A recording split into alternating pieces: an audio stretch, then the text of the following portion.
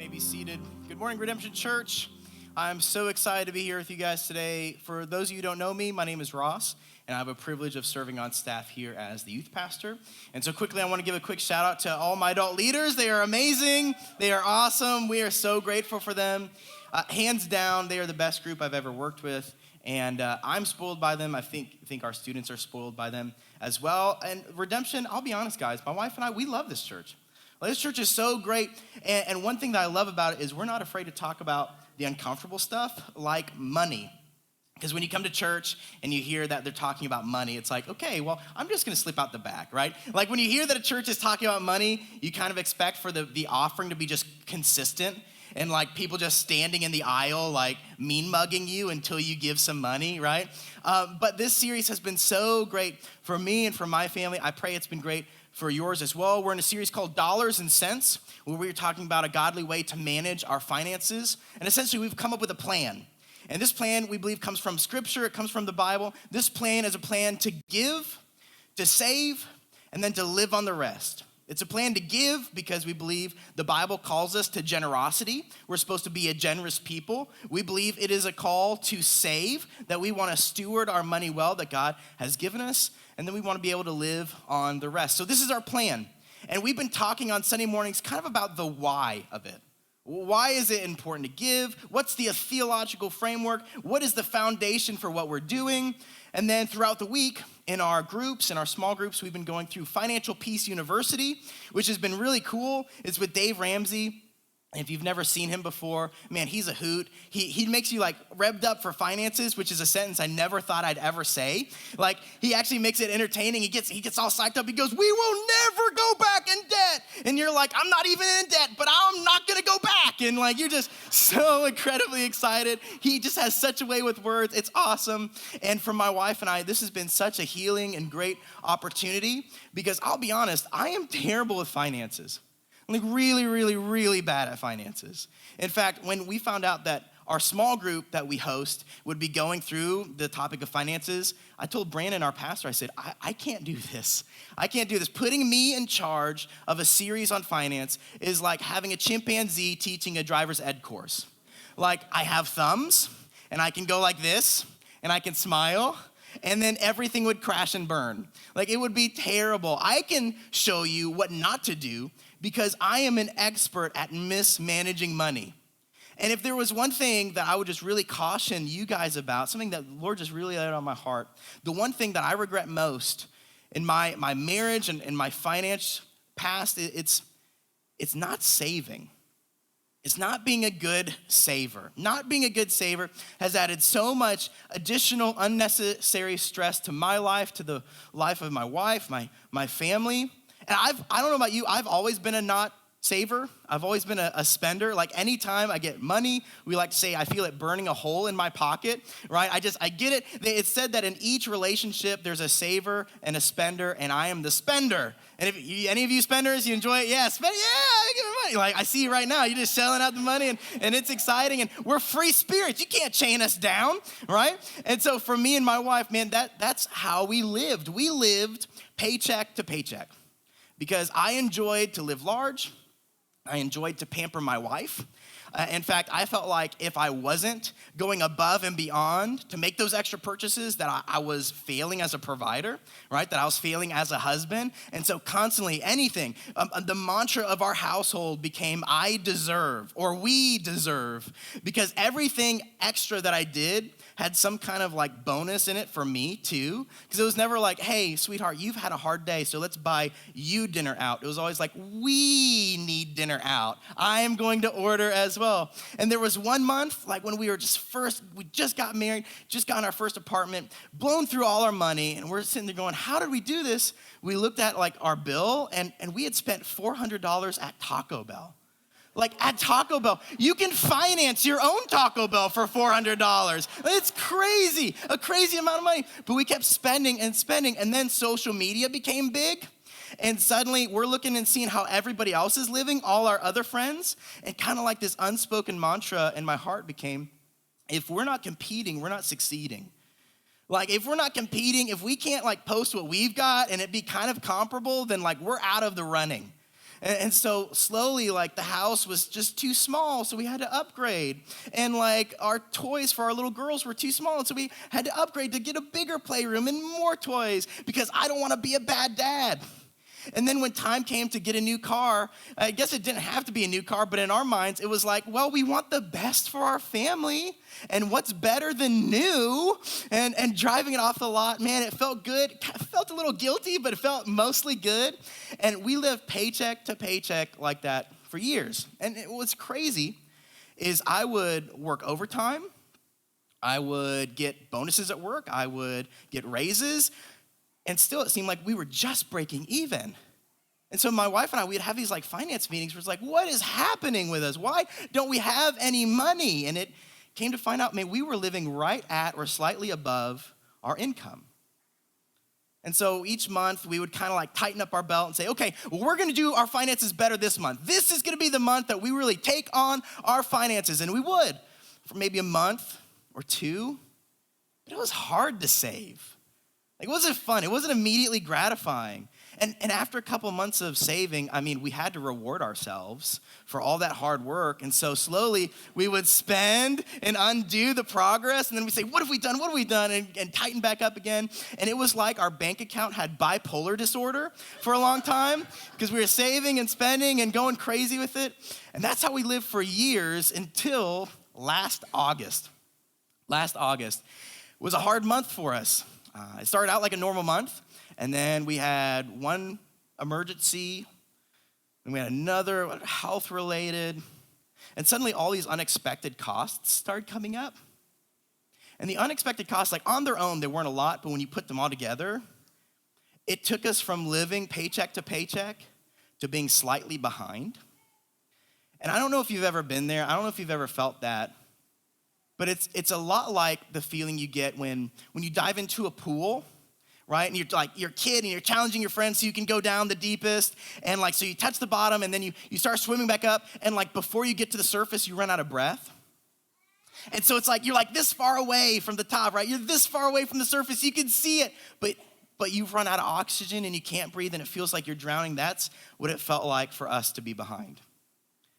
And in our finances, we really said, we can't go on unless God provides. Like, we can't. We would total up our bills and like put it before God and say, God, you have to move if this is going to go anywhere. God, you have to provide for us. I remember cutting expenses, things that it was like, okay, well, maybe we don't need this after all. I remember starting to skip lunches because, I mean, I could do that anyway. Like, I have enough padding here to survive for a long time. And so I'd skip on lunches driving from work to home on empty became a usual thing where we're just praying, Lord, I'm praying on faith that you just allow me to get to work and back. Please don't let us run out of gas with our girls in the car. Things between my wife and I became more and more tense. I was stressed. My blood pressure went up. I started to just feel like I had the weight of the world on my chest. I couldn't catch my breath. It was a terrible, terrible feeling. And what I believe, I think a lot of us have either been there or we are there right now. And what makes me think that is a study came out recently that said 8 out of 10 Americans, 8 out of 10 are living paycheck to paycheck. Which means 80% of us in this room right now, 80% of us are living paycheck to paycheck, and you can relate.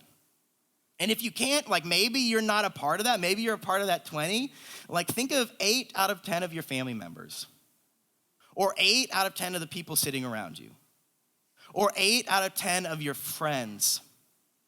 They are living paycheck to paycheck just like we were. And it's for different reasons. It is. For some of us, if we're honest, it comes down to like what I had, like almost financial pride, entitlement. It's like, I deserve, I work hard. I'm a good parent. I'm a good spouse. I work hard. I'm a good employee. I deserve this. And so we overspend. We overspend. For others of us, it has more to do with jealousy, right? It has to do with keeping up our image. We see what other people have. They're kind of bragging about it in very casual ways. And we say, well, I'm better than they are. Like, I'm a good person. Why do they have that and I don't have it? And we start thinking of our image as something to protect and something to maintain. And we start spending money we don't have to buy things we don't want, to impress people we don't even like. For others of us, it has less to do with our image, and it has more to do with feeling pressure from family members or from friends that we should be living at a certain lifestyle. We should be maintaining a certain lifestyle. For some of us, it has to do with self-worth. We really feel like we're worthless unless we can show and put on display all that we have. For others of us, it has more to do with impressing others. But all these different things have one core in common, and that's discontentment. Man, we're just discontentment. What we're buying, we're not buying stuff when we spend money. We're buying contentment. It just looks like different things. And we're hoping it makes us happy. And we're bargaining it. And we're saying, please just fill this void in my life. And it creates this really nasty cycle where because we feel terrible, we spend more. And because we spend more, we really feel terrible. But because we feel terrible, we want to spend more. But because we spend more, we feel so bad. And for some of us, here's how this looks in your life. This looks like sleepless nights. This looks like living paycheck to paycheck puts your blood pressure up. Like this looks like fights between you and your spouse because the number one reason for divorce is financial hardship. And so you and your spouse are distant, and sure, when you come to church on Sunday morning, you know how you're supposed to look, you know how you're supposed to act. You sit close, but as soon as you get in the car, as soon as you get home, you go to your own rooms because, man, things are just so tense, and will they ever be the same? And you look at your kids differently because you know what you're spending to maintain your present is robbing them of their future, and you're shelling out money, and you're watching those student loans accumulate in your child's future because you're going, this was supposed to be for their college, or this was supposed to be for their dance class, or this was for their karate class, and I promised myself I wouldn't be here again, but I'm just gonna borrow it because I'm gonna pay it back. And for some of us, because we don't have savings, it's turning inconveniences into absolute crises. And we're unable to help people in our community who need help. And we're unable to follow God when God says, hey, I want you to minister here. I want you to go here. We say, but we can't because we're tethered. We're tethered to our debt, to our bank account. We say, I can't go anywhere, God, because I'm living paycheck to paycheck. And what you found and what I found is this, that enough is never enough. Enough is never enough. And what happened to me possibly happened to you. Instead of managing my finances, I let my finances manage me, and enough was never enough. So, what does the Bible say about this? Like, what does the Bible say about savings? What does it say about contentment? Well, the cool thing is the Bible does have answers. It'd be really depressing because I was like, well, we're out of time. So, we're going to sing a couple more songs, right? The Bible does have answers. In fact, the Bible has some really, really great statements on saving.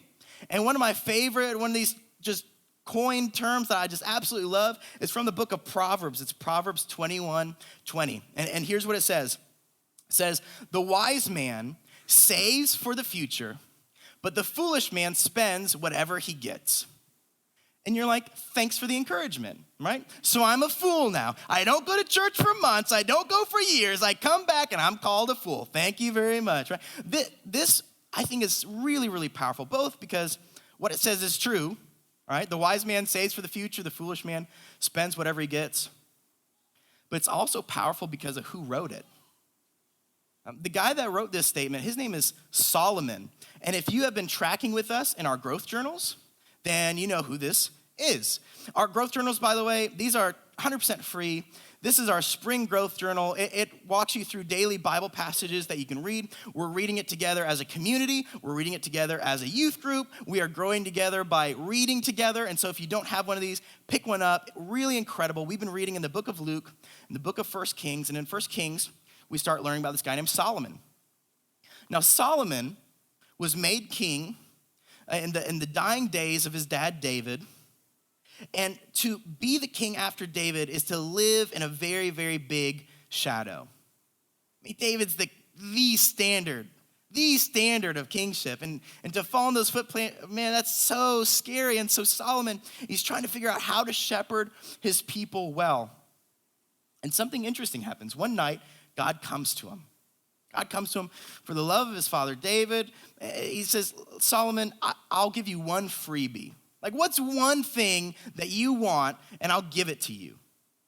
And I don't know what you would ask for. I know what I would ask for if God gave me one freebie. I mean, you have all sorts of things you could ask for. You could ask for money, right? You could ask for more property. You could ask for power or pleasure or riches or whatever, you name it, and God would give it. And Solomon said, Lord, the one thing I really want is wisdom. Like, will you just make me wise? Because I have all these people who are looking to me, all these people who need me to provide for them and take care of them. Give me wisdom. And God said, Solomon, wow, what a good choice. Because you've asked for wisdom, I want to give you all the rest. I'm going to give you riches, and I'm going to give you power, and I'm going to give you fame, and I'm going to give you long life, and you're going to have all these wonderful things. And Solomon's like, yay, I did it, right? And his life from that point forward is this constant momentum, like this constant building up of steam. He's accumulating more and more wealth. He ushers Israel into what's known as the golden age of Israel. They have property lines that are expanding, and they're including trade routes. And so Solomon's getting rich from that. And the more territory he has, the more mines he's getting. And so he becomes like this copper baron and this iron baron. And not only that, but when other kings hear about him and how rich he is and how wise he is, they go to him and they say, hey, you'll fix my life, fix my problems.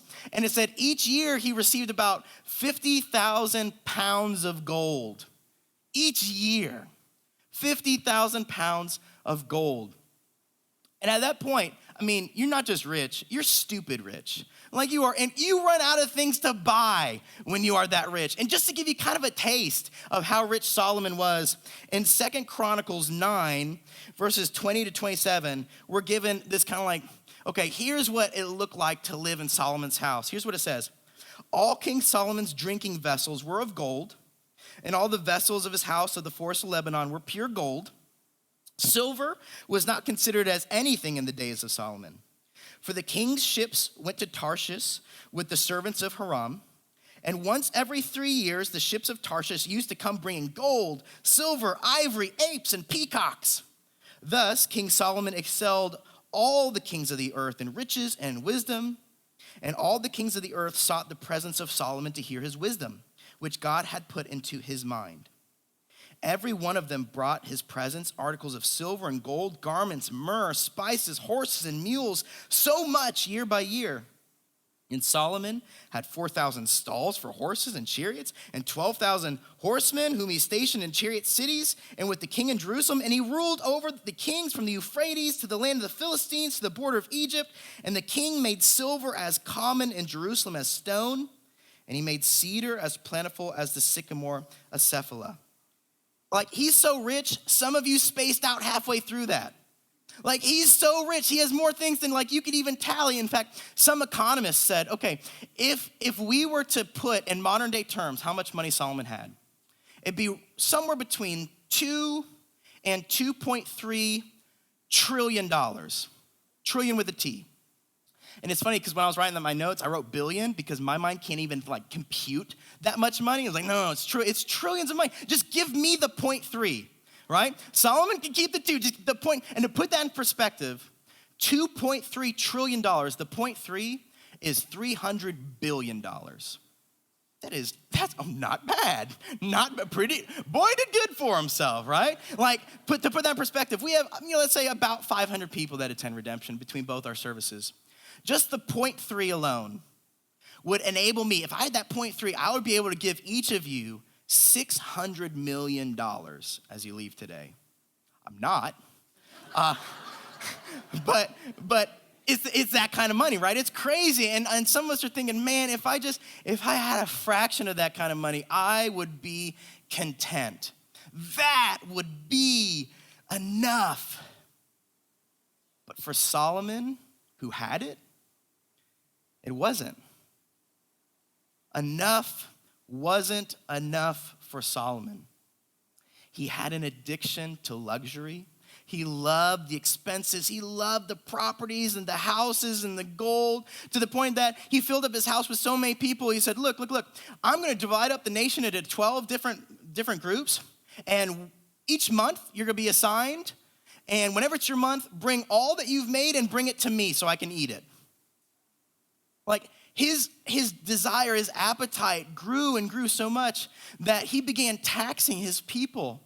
Even though he was receiving 50,000 pounds of gold a year, he was taxing his people hard. He even got to the point where he was making them go into the mines and to be stonemasons against their will so that he could build and have more and more. And at the end of his life, instead of the people of Israel coming up to his son Rehoboam and saying, hey, be just like your dad. He made us so rich that it was like silver was like dirt, is like blah, we don't want it. Be just like that guy. Instead, when Solomon passes away, they go up to Rehoboam and they say, don't be like your dad. Don't be like your dad, because he abused us and he used us and he had so much and we had so little. Don't be like that. And Solomon's discontentment affected him, it affected his family, it affected his community, it affected his legacy, and at the end of the life, I think he knew. At the end of the life, being so wise, I think he knew. And he writes something very, very interesting in Ecclesiastes. It's Ecclesiastes chapter 5, verses 10 and 11. And this is kind of Solomon looking back on his life, keeping in mind everything that he's learned from experience. And this is what he says, and it's so applicable to me and so applicable to you. It says this: he who loves money shall never have enough. The foolishness of thinking that wealth brings happiness. The more you have, the more you spend, right up to the limits of your income. So what is the advantage of wealth, except perhaps to watch it as it runs through your fingers? Richest, wisest, emptiest. He had so much, and he was so discontent. And I believe what Solomon would say if he was here with you, what Solomon would say is enough is not enough. I know that from my personal experience. He knew that from his experience. I'm hoping you learn it from your experience. It is just a fact of life that enough is not enough. But here's the catch: it was never supposed to be. Like when we think enough stuff is going to give us enough happiness and it doesn't, we think something's broken. We're like, okay, well, I must have picked the wrong car or the wrong spouse or the wrong house or the wrong hobby. Right? If I just chose right, then everything would be better. What we don't realize is enough was never meant. It was never designed to be enough. Because if enough really was enough, that'd be all you wanted. You wouldn't look anywhere beyond it. You would be totally and completely content with your stuff. But no, when the stuff you buy was created by God, it was created with an emptiness to it that would point you back to him. So it's not that enough is broken, it's that we're broken. And instead of looking at that emptiness and seeing it for what it is, we just keep plowing into it and keep plowing into it. But what I know, what you know, what Solomon knew is enough is not enough, but there is one who is, and it's Jesus. Like, Jesus is enough. Jesus is enough for you. Jesus is enough for me. And you and I can never find contentment apart from Jesus. Jesus isn't just all we need. He's all we have. It's Jesus who came as the embodiment of contentment. Like, he was contentment personified. He was just as content on earth as he was in heaven. He was just as content impoverished on earth as he was rich in heaven. He was just as content being obscure on earth as he was being honored in heaven. He was just as content with being tried and backstabbed on earth as he was being elated and honored and glorified in heaven, because his contentment was not on things, it was on his relationship with his Father. And in the story of the gospel, we see where the perfectly contented Jesus dies on the cross for the perfectly discontented me and you. And he dies the death that we should have died, because when we try to find our everything and stuff, we commit idolatry.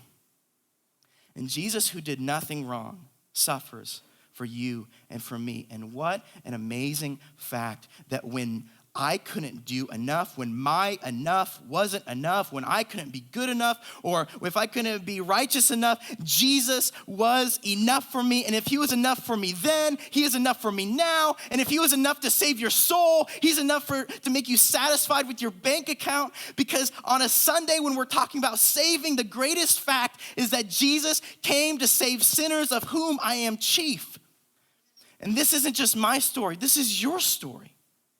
Jesus is enough. And so when I feel that itch, man, when I feel that compulsion, I want to spend above my means because I deserve, I preach the gospel to myself. That what I deserve is for my friends to betray me, for me to be captured by my enemies, put under a false trial. I deserve to be crucified between two thieves. I deserve for a crown of thorns on my head. I deserve for nails in my wrists. I deserve for nails in my feet. I deserve to die the death of Jesus. That is what I deserve. And when I start to think, but what about my image? Like, shouldn't I spend money so I can keep my image up? I'm going to preach the gospel to myself, that I am found in the image of Christ. And when I start to think about my self-worth, like, but what am I worth? What if people look down on me because of this? I'm gonna remember my worth is not locked up in me. My worth is locked up in Jesus' worth, who is infinitely worthy. And when I start to think, but what I gotta impress them. But what if I don't impress them? What if they don't like me? I will preach the gospel to myself that I don't need to impress anybody because Jesus has impressed the only one that matters, the Father, and in him I have contentment. Jesus is enough. And so here's what we're gonna do, folks. Here's what we're gonna do. We are going to preach the gospel to ourselves daily. We're not gonna say, okay, the story of Jesus belongs to all these departments of my life, but not to my finances. No. We're done believing that lie because we know that enough is never enough. And so we're gonna preach the gospel that Jesus is enough. And on that foundation, we're gonna make some changes.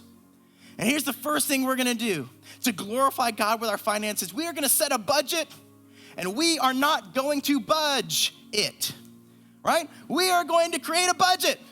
And it's gonna be within our financial scope, and it's gonna be in our sweet spot. And we're gonna budget so that we can save, and so we can give, and so that we can live on the rest. And anytime I tempted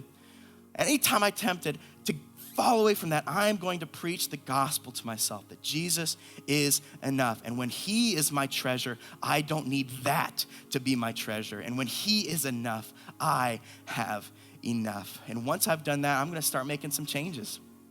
Right?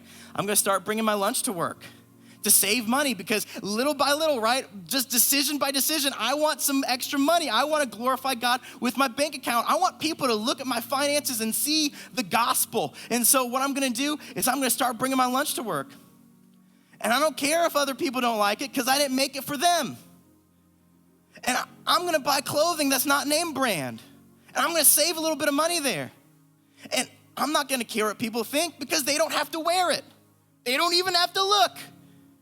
And when I go home, I'm gonna cancel some subscriptions.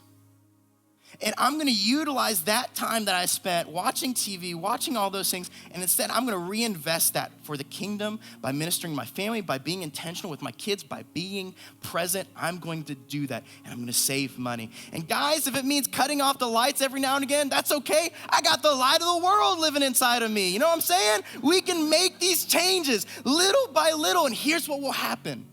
Slowly, you will save. And in saving money, you will be able to breathe easier. And you won't be as stressed. And you won't have this weight crushing down on you. And your relationship with your spouse is going to get better. And your relationship with your kids are gonna get better. And you won't feel so guilty when you look at them, and you'll be able to explain to them, I did the best I had with what I was given, and I am going to be able, because I'm saving, to be generous with my community. And because I've saved, when God says go, I will say where? Because I've planned and I've preached the gospel to myself. and I have lived in a way that the bank account reflects what I believe in my heart, that Jesus is my riches. And here's what encourages me about the story of Solomon. It was never too late for him. He had wasted enough money. He didn't waste enough of his talents. He didn't waste so much of his life that he was beyond the scope of grace. And my friend, neither have you. It is never too late to change. And Jesus isn't just enough. He is more than enough. He's more than anything you could ask or think or imagine. And my prayer for you today is that you, if you have nothing else from this message, if your finances are perfect, would that be that you reorient your life to put Jesus and the gospel first, and that you would preach the gospel to yourself. Jesus is all we need, and he is certainly all we have.